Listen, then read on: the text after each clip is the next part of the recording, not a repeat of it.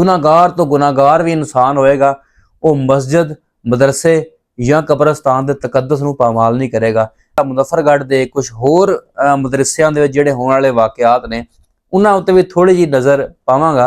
DPO साहब ने इस मौलवी नूं मौके दे उत्ते पकड़ाया, बड़ा अच्छा काम कीता। लेकिन DPO साहब अस्सलाम वालेकुम जी, मैं काशिफ नदीम तुहाडी खिदमत दे विच हाज़र हां ते अज इंतहाई अफसोसनाक वाक़े दे नाल तुहाडी खिदमत दे विच हाज़र होया कि जिला मुजफ्फरगढ़ का एक इलाका है बेट मीर हज़ार, जिथे एक 10-11 साला जिहड़ा एक मासूम बच्चा है उन्होंने एक मदरसे दे विच एक कारी ने ज़्यादती का निशाना बनाया।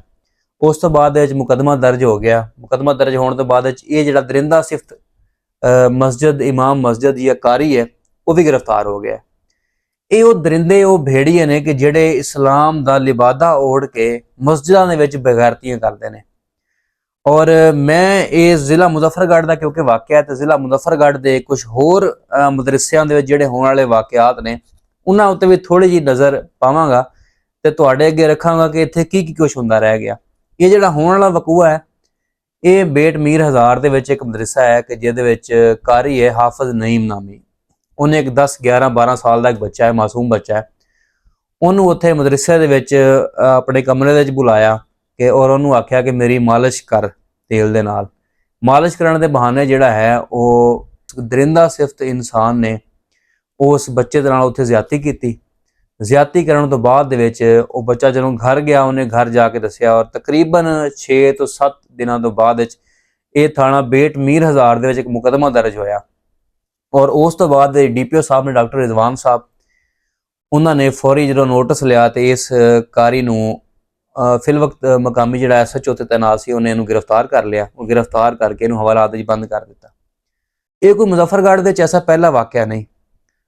मैं कुछ थोड़ी जी सर्च की है वो तुहाडे नाल भी शेयर करांगा कि जिला मुजफ्फरगढ़ दे विच मदरसियां दे विच होण वाले जिहड़े वाक़ियात ने वो इंतहाई दर्दनाक ने। DPO साहब ने इस मौलवी नूं मौके उत्ते पकड़ाया, बड़ा अच्छा काम किया। लेकिन DPO साहब तुसीं इस डिस्ट्रिक्ट दे विच आए हो नवें ते तुहाडा एहसान होएगा इस डिस्ट्रिक्ट के लोगों के उत्ते, इस डिस्ट्रिक्ट के मासूम बच्चों के उत्ते कि अगर तुसीं ये जिहड़े दरिंदा सिफ्त लोग जिहड़े मौजूद ने इन्हां मदरसियां दे विच, इन्हां मस्जिदां दे विच और बच्चियां दे नाल, ये छोटियां बच्चियां दे नाल ज़्यादतियां करदे ने, अगर तुसीं इन्हां नूं तख्ते आधार ते लटकाओ तो बाकी सारिआं नूं कंन हो जाणगे। गुनाहगार तो गुनाहगार भी इंसान होएगा, वो मस्जिद मदरसे या कब्रस्तान के तकद्दस नूं पामाल नहीं करेगा। जिहड़े ये बगैरत लोग जिहड़े ने ये मदरसियां दे विच बैठ के मस्जिदां दे विच बैठ के जिहड़ी कि एक अमन की जगह है, जिहड़ी कि एक अल्लाह का घर है, उत्थे बैठ के जिहड़ियां बगैरतियां करते हैं, ये इंसान की जिहड़ी अकल है वो दंग रह जाती है।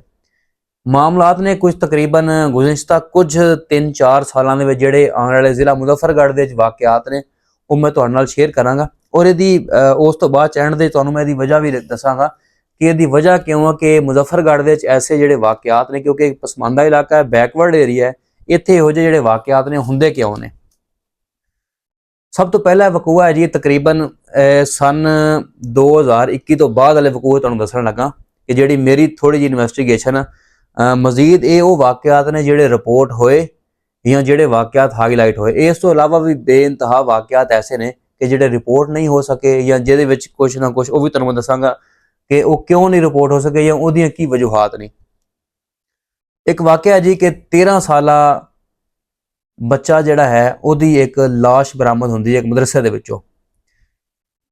वो दरखत दे नाल लटकी हुई लाश सी।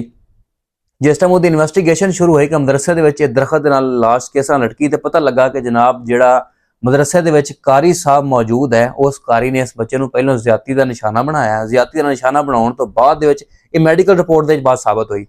ज़्यादती का निशाना बनाउण तो बाद दे विच इस बच्चे का गला घुट के इहदा मर्डर किया गया। मर्डर करन तो बाद दे विच इहदी लाश नूं दरखत दे नाल लटका के खुदकुशी का रंग देने की कोशिश की गई।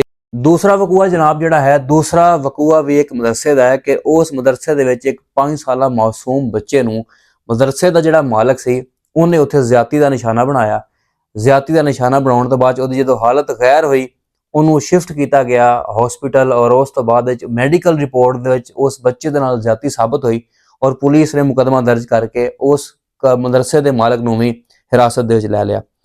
उस तो बाद होने वाला वकूआ है कि जनाब एक 14 साला लड़के नूं मदरसे दे विच गोली मार के कतल कर दिता जाता है।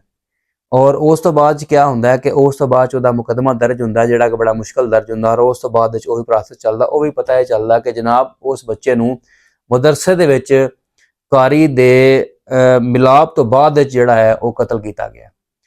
ਫਿਰ ਸੇਮ ਉਸੇ ਹੀ ਮਦਰਸੇ ਦੀ ਇੱਕ ਕਹਾਣੀ ਹੋਰ ਸਾਹਮਣੇ ਆਉਂਦੀ ਕਿ ਉਸ ਤੋਂ ਪਹਿਲੇ ਵੀ ਕੁਝ 6 ਮਹੀਨੇ ਪਹਿਲੇ ਉਸ ਮਦਰਸੇ ਦੇ ਵਿੱਚ ਇੱਕ ਲੜਕਾ ਤਕਰੀਬਨ ਜਿਹਦੀ ਉਮਰ 15 ਸਾਲ ਦੇ ਰਾਉਂਡ ਅਬਾਊਟ ਸੀ, ਉਹਦੀ ਪੰਖੇ ਦੇ ਨਾਲ ਲਟਕੀ ਹੋਈ ਲਾਸ਼ ਬਰਾਮਦ ਹੋਈ।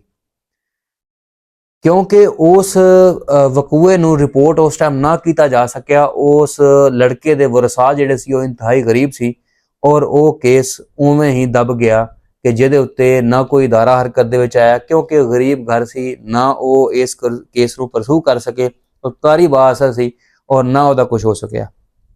ਉਸ ਤੋਂ ਬਾਅਦ ਦੇ ਵਿੱਚ ਇੱਕ ਹੋਰ ਵਕੂਆ ਐਵੇਂ ਹੋਇਆ ਕਿ ਅੱਜ ਤੋਂ ਚੰਦ ਰੋਜ਼ ਕਬਲ, ਇਹ ਵੀ ਮੁਜ਼ੱਫਰਗੜ੍ਹ ਦੇ ਕਰੀਬ ਚੌਕ ਸਰਵਰ ਸ਼ਹੀਦ ਦਾ ਇਲਾਕਾ ਹੈ, ਕਿ ਉੱਥੋਂ ਦਾ ਇਹ ਵਕੂਆ ਹੈ ਕਿ ਇੱਕ ਕਾਰੀ ਨੇ ਮਦਰਸੇ ਦੇ ਵਿੱਚ ਇੱਕ ਲੜਕੇ ਨਾਲ ਜ਼ਿਆਦਤੀ ਕੀਤੀ।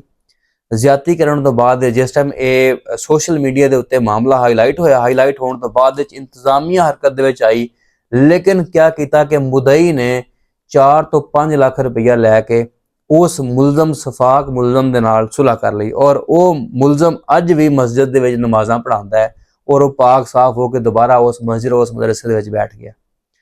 ਮਾਮਲਾ ਤੇ ਨੇ ਕਿ ਅਸੀਂ ਖੁਦ ਵੀ ਕੁਝ ਲੋਕ ਇਹਨਾਂ ਮਾਮਲਾਤ ਨੂੰ ਹਵਾ ਦਿੰਦੇ ਆ ਕਿ ਮਾਮਲੇ ਹੋਣ।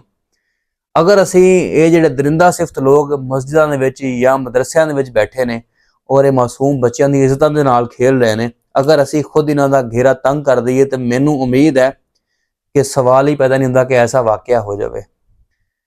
ਕਿਸੇ ਹੱਦ ਤੱਕ ਇਦਾਰਿਆਂ ਦੀਆਂ ਵੀ ਨਾਅਹਲੀਆਂ ਹੈ ਨੇ ਕਿ ਇਦਾਰੇ ਇਹਨਾਂ ਨੂੰ ਉਸ ਲੈਵਲ ਤੱਕ ਜਾ ਕੇ ਹੱਥ ਨਹੀਂ ਪਾਉਂਦੇ ਕਿ ਦੁਬਾਰਾ ਇਹ ਕੋਈ ਵੀ ਮੌਲਵੀ ਮਸਜਿਦ ਦੇ ਵਿੱਚ ਇਹ ਕੰਮ ਨਾ ਕਰ ਸਕੇ। ਡੀਪੀਓ ਸਾਹਿਬ, ਰਿਜ਼ਵਾਨ ਸਾਹਿਬ, ਮੇਰੀ ਇੱਕ ਗੁਜ਼ਾਰਿਸ਼ ਹੈ ਤੁਹਾਡੇ ਕੋਲੋਂ ਕਿ ਦੇਖੋ, ਮੁਦਈ ਇੱਕ ਬੰਦੇ ਨਾਲ ਸੁਲ੍ਹਾ ਕਰ ਲੈਂਦਾ ਹੈ ਕਿ ਤੁਸੀਂ ਬੜਾ ਅੱਛਾ ਇਕਦਾਮ ਸ਼ੁਰੂ ਕੀਤਾ ਹੈ ਕਿ ਜ਼ਿਲ੍ਹਾ ਮੁਜ਼ੱਫਰਗੜ੍ਹ ਦੇ ਵਿੱਚ ਜਿਹੜੇ ਲੋਕ ਜ਼ਿਆਦਤੀ ਦੇ ਝੂਠੇ ਮੁਕੱਦਮੇ ਕਰਵਾਉਂਦੇ ਸਨ ਉਹਨਾਂ ਦੇ ਖਿਲਾਫ ਵੀ ਤੁਸੀਂ FIR ਦੇ ਰਹੇ ਹੋ। ਬਹੁਤ ਅੱਛਾ ਇਕਦਾਮ ਹੈ ਕਿ ਇਹਦੇ ਨਾਲ ਜਿਹੜੇ ਝੂਠੇ ਵਕੂਏ ਬਣਦੇ ਸੀ ਉਹ ਤਕਰੀਬਨ ਖਤਮ ਹੋ ਗਏ ਨੇ।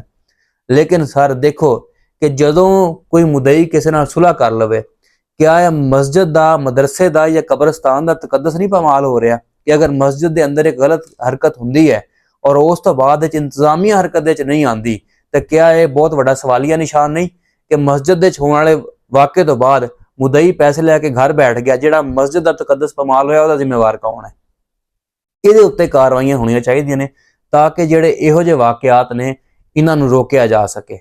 ਬਾਕੀ ਬੇਟ ਮੀਰ ਹਜ਼ਾਰ ਵਾਲਾ ਮੌਲਵੀ ਜਿਹੜਾ ਹੈ ਮੌਕੇ ਦੇ ਉੱਤੇ ਗ੍ਰਿਫਤਾਰ ਹੋਇਆ, ਇਹ ਇੱਕ ਇੰਤਹਾਈ ਪੋਜ਼ਿਟਿਵ ਮੈਸੇਜ ਆਇਆ ਕਿ ਇਦਾਰੇ ਜਿਹੜੇ ਨੇ ਉਹ ਸੁੱਤੇ ਨਹੀਂ ਹੈ, ਇਦਾਰੇ ਜਾਗਦੇ ਨੇ। ਲੇਕਿਨ ਸਾਰਾ ਜਿਹੜੇ ਮਸਜਿਦਾਂ ਦੇ ਵਿੱਚ, ਮਦਰਸਿਆਂ ਦੇ ਵਿੱਚ ਇਹ ਜਿਹੜੇ ਭੇੜੀਏ ਮੌਜੂਦ ਨੇ, ਇਹਨਾਂ ਭੇੜੀਆਂ ਨੂੰ ਕੋਈ ਐਸੀ ਲਗਾਮ ਪਾਈ ਜਾਵੇ ਤਾਂ ਕਿ ਦੁਬਾਰਾ ਜਿਹੜੇ ਐਸੇ ਵਾਕਿਆਤ ਨੇ ਇਹ ਨਾ ਹੋ ਸਕਣ। ਬਹੁਤ ਸ਼ੁਕਰੀਆ।